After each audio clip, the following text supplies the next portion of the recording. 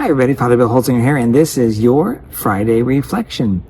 Well, when I first arrived here a couple of years ago, it was just so wonderful to join, but I never actually had come to the church. And when I did, I was just amazed at the beauty and the grandeur of the church that we have. And along with that, you might have noticed that as the time has gone on, a few little changes have happened here and there liturgically. Where did all those come from? Well, in the year 2003, the General Instructions to the Roman Missal, which is a book, actually it's a little addition to what's called the Missal, and it's about that thick in the Missal. The Missal is a big red book you might see us have at Mass. In this book, what we call the GIRM, the General Instructions to the Roman Missal, it describes the things as they are supposed to be and how to do Mass. Some of those things were like, for example, that the chalices need to be made out of something sturdy like metal or possibly something other, like maybe hardwood or something. What was not allowed, and something that I know in my previous parishes we had, was glass or crystal chalices. And so in 2003, we were asked to then kind of phase those out, and we did. I don't know what happened here at Holy Trinity. I assume some of that was possibly the same thing. But with that also came the idea of glassware in general was not intended to be used for the Eucharist. So when I got here, I noticed that we had a glass ciborium. That's the thing that's the container that we place the Eucharist in and place that into the tabernacle when Mass is over, or when a homebound minister needs to get a host, they go to the tabernacle and they get a host out of there.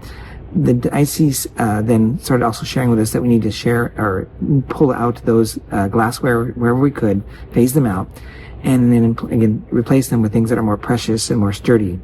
So here, when I got here, I noticed that we had glassware in that regard. In fact, we also had glassware for the precious blood for those who were receiving only precious blood because of celiac disease, etc. So I had those swapped out. So you might notice that we have small little diminutive chalices on the altar for those folks. And the ciborium itself in the tabernacle is also made out of metal with a bronze or a kind of gold coloring on it. Those kind of things. When I did arrive here, there was also discussion about why aren't there statues in the church and what's the deal with our crucifix that some people didn't understand and maybe didn't like it.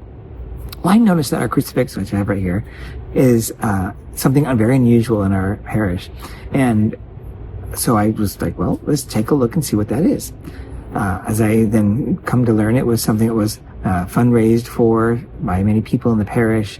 It was something that was in addition to the parish. Originally, the church had nothing on this back wall, actually, and it needed to have a crucifix.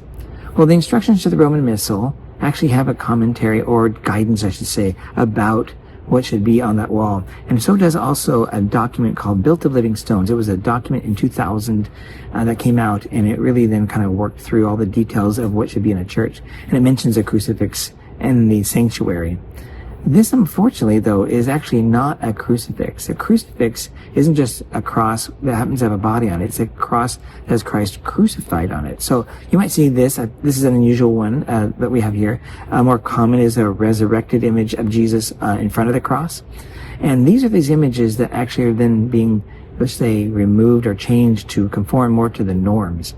And so I've been engaging with our liturgy committee to seek about where did this, the cross that we have come from? What's its origin? What does it mean? And so I even then was able to connect with the artisan Greg Lewis, who actually made this and did it with chainsaw art. It's actually multiple pieces of wood, and it's actually carved out in the back so it's not so heavy, things like that. It was very, very informative. And I chatted with him about, how this doesn't meet the norms anymore. And I was talking about the potential of maybe replacing that with a actual crucifix. And so began a conversation with him, but also with our liturgy committee. In our liturgy committee, we bantered around ideas. And for now, a year and a half, we've been talking about what possibilities we might do, and then also potentially looking into getting some statues in the sanctuary area or somewhere nearby. And so that's what's been going on. I just want to let you know, because in the bulletin this week, you'll see more details about some of the information that I'm sharing with you now. And so there's a process now that's underway to reflect on and discern how we might be able to then make the church more in conformity with that particular norm, having a crucifix in the sanctuary. So right now, this is an image of Jesus, as I understand from Greg Lewis, the Ascension. And so he has his hand out, going to the side. I'm not sure exactly what that means. Maybe it's an image towards the people as he's ascending. But that was the idea of that. of course, with that conversation with Mr. Lewis, I talked to him about like, well, could we do with it? So we walked around areas around the school and other places, and we may have found some spots that may be possible to put this in its place, in like maybe one of the stairwells, so that when you're coming, you will see it immediately. So, because we want to honor our past as we build towards some future in regards to this liturgical situation that we have with the crucifix. So I just want to let you know that's what we're thinking. And people have been asking how we're going to be replacing the crucifix. Like, well, it is a goal, and there is no timeline for it. We're going to take our time with it. This weekend, or actually Saturday, you'll see this video maybe Friday or Saturday. On Saturday, the liturgy committee is meeting again. We're going to review different possibilities for a cross and a crucifix, and then maybe even consider looking into different statues of Mary and Joseph that may be put possibly on our big glue lamp beams, or maybe on the walls on the sides. We're not sure. So we're not, we're looking into this. I also brought this to Archbishop Sample to get his guidance, and he agreed that it should probably be changed out for a crucifix, so that it becomes more part of the norm. And this is not about art per se. That is like, I don't like this piece of art. It is unusual. I must say, people will come to me that are new to us and say, what is that? They don't know what to say. But they do ask about it, and sometimes I'll share with them like, well, we're looking into something that's more conformity with the norms as a crucifix itself. So as I share this may be a shocker for you, or maybe a concern for you. I want to let you know that I'm all ears to listen to what you have to say. So is Deacon Brett, people on our liturgy committee. You're welcome to talk to them as well. We're looking for your input. We're not going to be doing, when we do this process, we're not going to be voting on anything. The goal here is we're not going to fundraise for it either. The church will just discern with this committee, I'll discern with the committee to discern what we want to do, and we'll just pay for that out of our savings to make sure that it is a good quality item. And then, of course, it has to fit in our church. And if we do get statues, wherever they may be, that may be a second thing. This is the first one, is the crucifix. But we'll see, and they'll have to match somehow. So this is a lot of detail. And that means that, who knows, maybe furniture in the sanctuary here has to be moved somehow. We're not sure about that. So we're exploring. I don't want to panic you if you're like, oh no, this is going to happen tomorrow. No, this is going to take a while.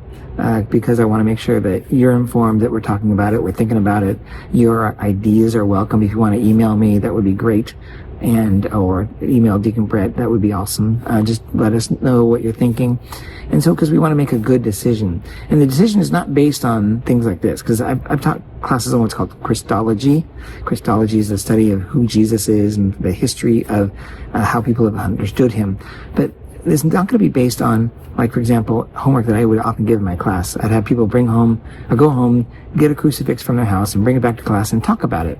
One of the things is they can't tell me that, oh, I love this. It's because it reminds me of Aunt Tilly who gave it to me. I'm like, that's great. But what is the theology? What is it saying? Like this, for example, there's a theology. This I had to ask about because it was a little confusing. And it's about the ascension. It's not Christ crucified, but it's Christ already crucified and now risen from the dead and ascending into heaven. That's the image there. So every crucifix, look in your own house. What is on your crosses in your house? What crucifix do you have? So, by the way, the difference between a cross is just the wooden cross or a cross shape, and a crucifix is with Jesus crucified on it. So what is it? So you may have one in your house. What is the theology of that cross or that crucifix?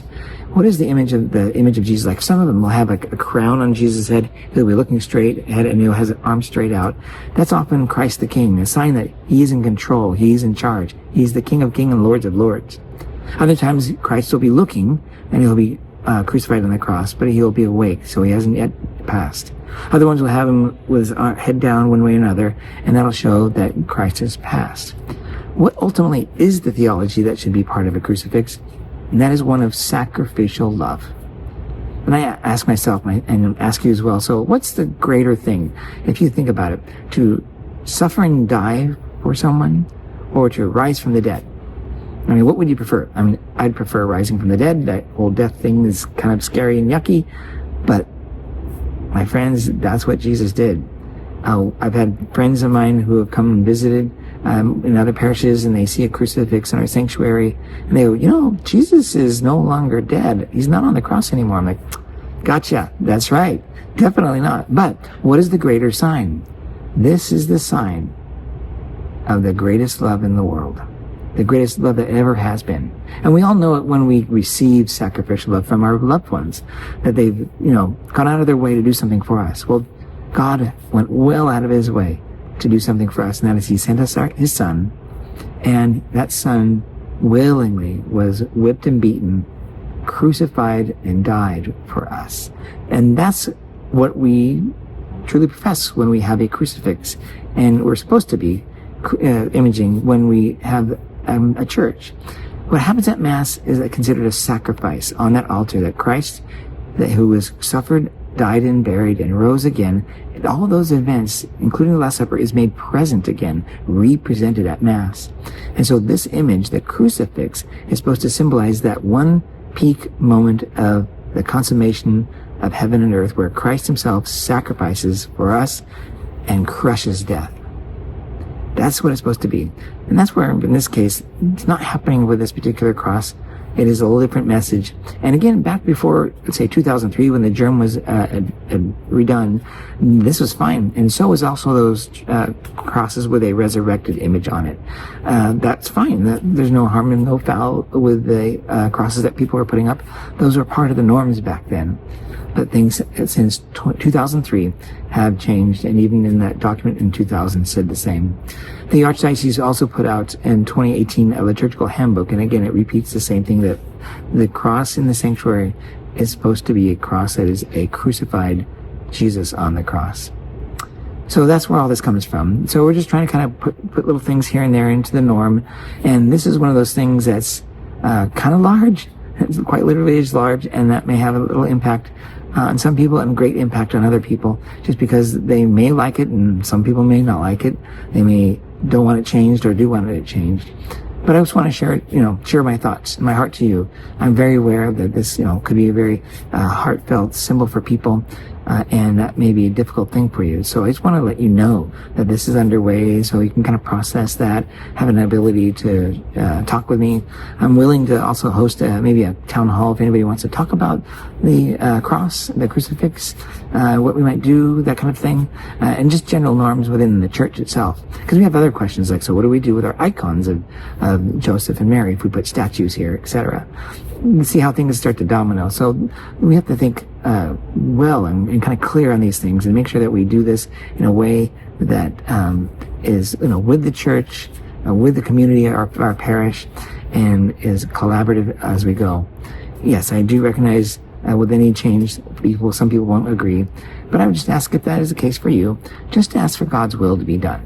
And pray for me, pray for us in the liturgy committee as we discern how we might go forward and what it might look like, and make sure that we get something that will fit in the church in its style and likeness, and that will inspire you, as myself as well, and to be like Jesus. That is, to sacrifice our lives when we come into this church, and when we go out especially, to sacrifice our lives to give away our very selves to the people we love. May God bless you, folks, and I will see you this weekend. I'm preaching, so pray for me, and I will talk to you then. Bye-bye.